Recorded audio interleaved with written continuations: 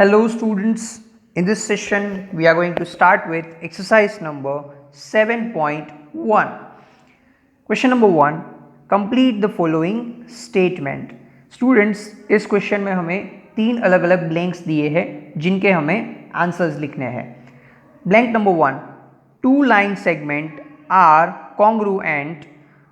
2 line segments congruent कब कहलाएंगे? जब उनका मेजरमेंट सेम होगा. Definitely. So 2 line segments are congruent if they have same measurement.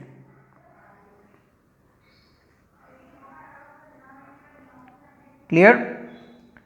Number 2, among 2 congruent angles, one has a measure of 70 degree. The measure of the other angle is blank. अब 2 angles congruent कब कहलाएंगे?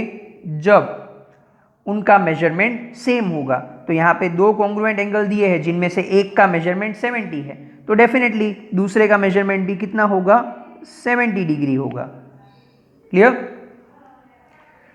When we write angle A is congruent to angle B, we actually mean, अगर हम ये लिखते हैं कि angle A और एंगल B कॉन्ग्रुएंट है, तो इसका मतलब ये है कि एंगल A का मेजरमेंट और एंगल B का मेजरमेंट इक्वल है. So we actually mean that measurement of angle A is equal to measurement of angle B. Clear? Next is question number 2.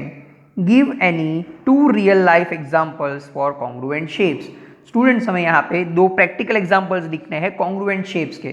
तो आप अपने हिसाब से कोई भी examples दे सकते हो. मैं यहाँ पे 2 example लिख रहा हूँ, बट ये ज़रूरी नहीं है कि मैं जो लिखूँ वही आपको लिखने हैं. ठीक है, आप अपने हिसाब से कोई भी लिख सकते हो.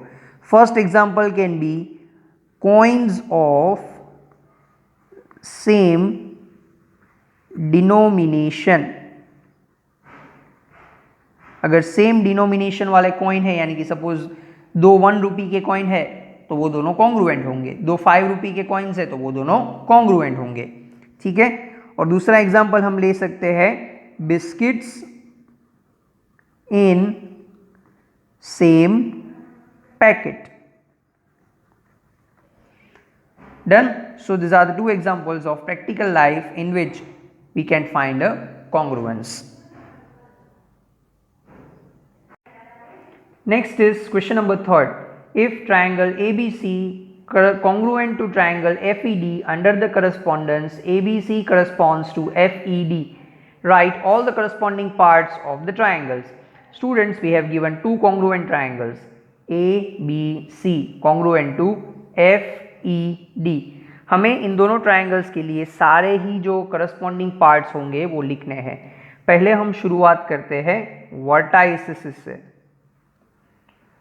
If we talk about vertices, from the figure we can see that vertex A is corresponds to vertex F. यानी कि जब आप इस ABC को उठा के FED पे रख दोगे तो A cover up F. So A corresponds to F. Then B will cover up E and C will cover up D. So we can say that A corresponds to F, B corresponds to E and C corresponds to D. Done? Now let us write down for the sides. If we talk about the sides, as you can see, side AB जो है वो FE को cover कर लेगा, BC जो है वो ED को कवर कर लेगा, AC जो है वो FD को कवर कर लेगा. That means line segment AB is corresponds to line segment FE. Then line segment BC is corresponds to line segment ED and line segment AC corresponds to line segment FD. Clear?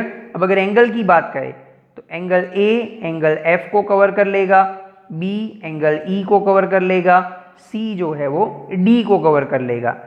So if we talk about the angles, we will have angle A corresponds to angle F, angle B corresponds to angle E, angle C corresponds to angle D.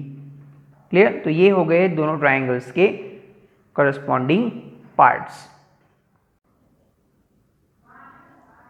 Next is question number 4. If triangle DEF is congruent to triangle BCA, write parts of the BCA that correspond to. Students हमें यहाँ पे दो triangles दिए हैं, triangle DEF और triangle BCA.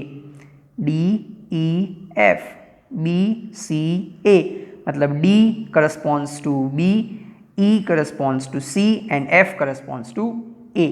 अब हमें इनके जो करस्पॉन्डिंग पार्ट्स है जो क्वेश्चन में दिए हैं इस हिसाब से फाइंड करने हैं. ठीक है. Angle E corresponds to, as we can see here, angle E has a correspondence with angle C. मतलब इस ट्राइंगल को जब आप उठा के इसके ऊपर रख दोगे तो C जो है वो E को कवर अप कर लेगा. That means E corresponds to angle C. Clear? Then line segment EF. See, line segment EF. As we can see, line segment EF corresponds to line segment CA.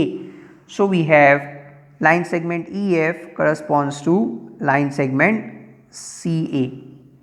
Clear? Then angle F. See the figure. As you can see, angle F corresponds to angle A. जब आप इसको उठा के इसके ऊपर रख दोगे तो एंगल A जो है वो एंगल F को कवर अप कर लेगा. So angle F is corresponds to angle A. And finally we have DF line segment. DF line segment corresponds to BA line segment, as you can see from the figure. So DF corresponds to BA. Clear?